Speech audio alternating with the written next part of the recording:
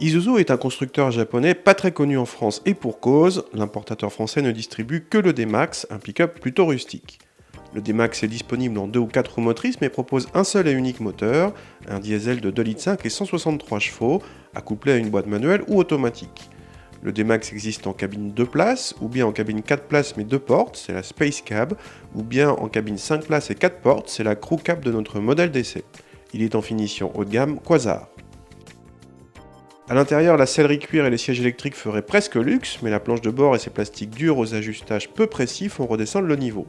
Cela dit, aucun pick-up, fût-ce la Maroc de Volkswagen, ne fait beaucoup mieux. A l'arrière, la banquette est plutôt confortable et l'espace suffisant pour 3.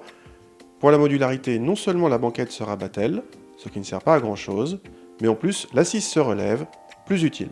Et puis il y a bien sûr la benne, très vaste, et les 1050 kg de charge utile, costaud le D-Max. Au volant, les premiers tours de roue ne sont pas flatteurs, surtout à froid, avec un diesel très présent en sonorité. Assez rapidement, on s'aperçoit également que les suspensions sont typées utilitaires, sèches à vide et à basse vitesse, puis flottantes sur route. Pas très rassurant donc, mais le SP de série remet tout le monde dans le droit chemin au besoin. A noter également une boîte auto à l'ancienne qui ne fournit aucun frein moteur sauf à passer en mode manuel. En revanche, le D-Max se défend très bien hors piste, c'est un vrai baroudeur, à la fois robuste et pourvu d'une gamme courte. Le D-Max a pour concurrent le Volkswagen Amarok, le Nissan Navara ou bien le Toyota Hilux. Son plus gros point faible par rapport à eux vient du réseau de concessionnaires d'Isuzu, beaucoup moins dense que celui de ces grandes marques.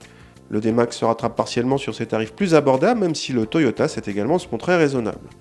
L'un des points communs entre tous ces pick-up vient en tout cas de leur absence de malus écologique, quel que soit le CO2 rejeté, car ils sont considérés comme véhicules utilitaires, ce qui se confirme en agrément de conduite.